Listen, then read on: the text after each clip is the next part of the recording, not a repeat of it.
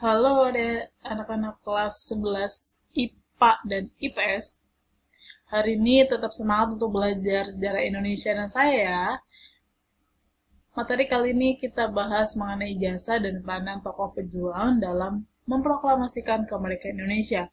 Minggu lalu materi ini sempat tertunda karena kalian itu libur awal puasa maksud saya ya. Nah, standar kompetensi hari ini adalah menghargai peranan tokoh pejuang dan masyarakat dalam mempersiapkan dan mempertahankan kemerdekaan Indonesia. Kompetensi dasarnya adalah menghargai jasa dan peran tokoh dalam memproklamasikan kemerdekaan. Seperti itu ya. Jadi, kita akan bahas mengenai tokoh-tokoh sekitar proklamasi. Kamu pasti tahu tokoh-tokoh ini ya. Silakan disimak. Oke, ini adalah jasa dan peran tokoh perjuangan. Ini tokoh-tokohnya. Nah, yang pertama ada Soekarno di sini. Beliau adalah pahlawan proklamator dengan sapaan akrab Bung Karno. Beliau dilahirkan pada 6 Juni 1901 di Blitar, Jawa Timur. Beliau itu mulai aktif berjuang pada masa pergerakan nasional dan memimpin Partai Nasional Indonesia. Ini kenapa seperti ini ya? Indonesia PNI ya. Uh, nanti sudah bahas tentang PNI waktu itu ya. Di semester 1, organisasi pergerakan nasional waktu itu sudah dibahas tentang PNI, Britomo, Serikat Islam dan macam-macam. Pada masa pendudukan Jepang, beliau menjadi salah satu seorang pemimpin organisasi Putra. Putra itu adalah Pusat Tenaga Rakyat. Beliau salah satu dari 4 serangkai. Di dalam keanggotaan PPUPKI, beliau menjadi Ketua Panitia 9, selanjutnya menjadi Ketua PPKI, Panitia Persiapan Kemerdekaan Indonesia. Saya yakin kemarin sudah bahas mengenai BPUPKI ya, sebagai pengganti BPUPKI. Seperti itu. Ini adalah peran tokohnya beliau. Nah, mungkin kalau ditambahkan mengenai proklamasi, beliau adalah tokoh yang membacakan teks proklamasi. Itu tentunya, itu yang perlu kamu tahu ya. Di 17 Agustus. Tapi ketika teks proklamasi dia bacakan, posisi dia itu sebagai ketua PPKI dan sebagian dari warga negara Indonesia. Bukan sebagai presiden, karena belum dipilih sebagai presiden saat itu ya.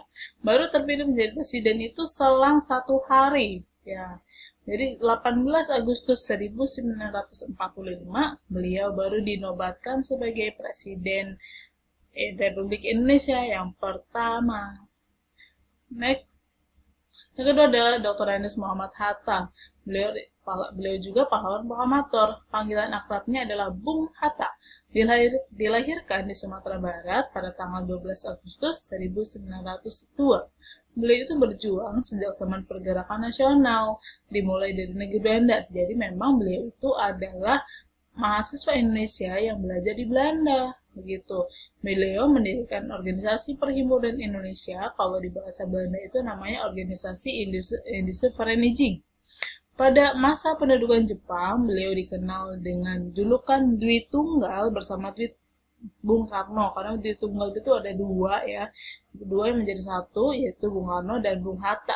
Beliau itu aktif dalam mempersiapkan kemerdekaan Indonesia, menghadiri rapat PPKI di rumah Laksamana Maeda. Laksamana Maeda ini adalah orang Jepang, namun dia bersedia mempersilahkan para tokoh Indonesia untuk mengatur atau merumuskan teks proklamasi di rumahnya dia. Jadi dia baik juga ya. Terima kasihlah kepada beliau. Dan mendampingi Bung Karno dalam pembacaan proklamasi pada 17 Agustus. Dan posisinya Bung Hatta ini belum menjadi wakil presiden. Baru menjadi wakil presiden seperti Soekarno berarti ya, di 1 hari setelah itu, yaitu 18 Agustus ya. Berdasarkan sidang PPKI yang pertama maksudnya. Yang kedua ada Mr. Ahmad Subarjo. Beliau itu adalah bagian dari Kaigun. Kaigun itu Angkatan Laut Jepang. Dia adalah golongan tua pada saat menjelang proklamasi kemerdekaan Indonesia, karena tergolong termasuk bagian dari golongan tua dia. Kan waktu itu ada golongan tua, ada golongan muda. Ia dilahirkan pada 23 Maret 1897 di Karawang, Jawa Barat. Ia aktif dalam perjuangan pergerakan nasional, termasuk anggota PPKI, serta terlibat dalam perumusan rancangan Undang-Undang Dasar. Selain itu juga terlibat dalam perumusan proklamasi, itu ya, perlu saya tambahkan mengenai Ahmad Subarjo. Beliau pula yang menjadi jaminan ketika Soekarno dan Hatta masih ditahan oleh golongan muda di Rengas Dengklok, sehingga berkat beliau proklamasi 17 Agustus direncanakan dan dilaksanakan di Jakarta. Laksamana Tadashi Maeda, seorang perwira Angkatan Laut Jepang dengan jabatan Wakil Komandan Angkatan Laut Jepang di Jakarta. Ia merupakan teman baik dari Ahmad Subarjo, sama-sama Kaigun ya, dan bersimpati terhadap perjuangan bangsa Indonesia, sehingga rumahnya dijadikan sebagai tempat pertemuan pada para pejuang Indonesia untuk merumuskan naskah proklamasi pada 16 Agustus. Jadi pulang dari Rengas Dengklok, mampir ke rumahnya Tadashi Maeda. Gitu, di sana mereka merumuskan proklamasi. Fatmawati ini atau beliau itu adalah istri dari Bung Karno. Dia dilahirkan di Bengkulu pada tahun 1923. Ia berjasa menjahit bendera pusaka merah putih. Bendera tersebut dikibarkan pada 17 Agustus 45. Jadi dia menemukan kain berwarna merah dan juga berwarna putih. Beliau langsung kemudian dijahit saat itu ya. Dan digambarkan di halaman rumahnya yang sekaligus tempat dibacakan tas proklamasi di Jalan Pegangsaan Timur nomor 56 Jakarta. Latif Hendra Ningrat, seorang pejuang kemerdekaan pada masa pendudukan Jepang. Dia menjadi anggota PETA, Pembela Tanah Air. Berarti ini organisasi militer ya. Beliau itu adalah penggerek bendera merah putih tanggal 17 Agustus 45. Penggerek, dia ada penggereknya gitu ya. Beliau membawa Insinyur Soekarno dan Hatta ke Rengas Dengklok. Berarti dia bagian dari apa? Golongan muda gitu. Ada lagi Hairul Saleh, beliau ada aktivis pemuda dalam pergerakan nasional.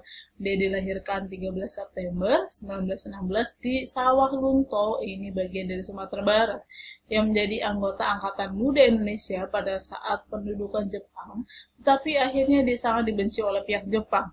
Ia menjadi pemimpin pertemuan di Gedung Bakteriologi Jakarta, sekarang itu UI ya, yang menginginkan kemerdekaan tanpa ada peran dari PPKI. Menurutnya, PPKI itu merupakan bantuan Jepang. Inilah tokoh dari golongan muda, sehingga dampak dari itu menemui golongan tua termasuk Soekarno dan Hatta dan dibawa ke Rengas Dengklok karena Soekarno dan Hatta itu sudah terpengaruh dari PPKI atau lembaga yang bentukan Jepang. Lanjut lagi ada Wikana, aktif dalam organisasi kepemudaan pada masa Jepang. Ia dilahirkan tanggal 13 September 1916 di Sumedang, Jawa Barat. Ia merupakan wakil dari golongan muda yang menghadap Insinyur Soekarno sebagai bernama Darwis untuk menyampaikan hasil rapat pada pemuda Indonesia di Gedung Bakteriologi. Ia juga ikut mengusulkan agar proklamasi diadakan di Jakarta. Berarti dia bagian dari golongan muda. Ya, dia menjemput ya. Soekarni itu bukan Soekarno tentunya ya. Dia 14 Juli 1916 di Blitar juga, memang ya di Jawa Timur. Ia aktif dalam anggota organisasi Pemuda Angkatan Baru Indonesia dan Gerakan Rakyat Baru yang bertujuan Indonesia Merdeka. Selama pendudukan Jepang, ia bekerja di kantor Domei, ini kantor berita gitu ya, Sedenbu, dan kantor pusat Senendan. Ia juga mengusulkan agar naskah proklamasi ditandatangani oleh Insinyur Soekarno dan Muhammad Hatta sebagai wakil bangsa Indonesia. Jadi beliaulah yang mengusulkan bahwa naskah teks proklamasi ditandatangani oleh Soekarno dan Hatta. Disebut di situ bahwa mereka berdua itu adalah wakil bangsa Indonesia. Jadi nggak perlu semuanya tanda tangan di teks itu, cukup dua tokoh Soekarno dan Hatta. itu tokoh yang Sukarni inilah tokoh yang mengusulkan. Jadi harus ingat ya. Oke, di sini ada beberapa soal ya. 5 soal. Sebutkan pahlawan proklamator Indonesia. Tadi siapa aja? Siapakah yang menjahit bendera merah putih? Wah, ini pasti kalian pada tahu. Apa peran Wikhana dalam hubungannya dalam proklamasi kemerdekaan Indonesia? Tadi ada ya. Jelaskan jasa dan peran Sukarni dalam proses proklamasi. Baru banget tadi dibahas. Sebutkan tokoh perjuangan yang merupakan golongan tua.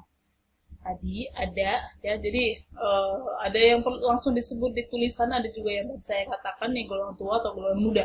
Apa peran mereka dalam proklamasi kemerdekaan Indonesia? Silakan dikerjakan anak-anak yang ganteng dan cantik. Setelah itu ya kirimkan ke saya. Boleh Word, boleh tulisan tangan ya. Kalau tulisan tangan itu tulisannya agak jelas ya, anak-anak yang cantik, yang ganteng gitu. Biar saya nggak bingung gitu ya. Oke, terima kasih. Selamat pagi, semangat terus walaupun belajarnya via video. Oke. Kalau ada pertanyaan, silakan tanyakan kepada saya via bisa chat, bisa telepon. Terima kasih semuanya. Dadah, salam sehat selalu.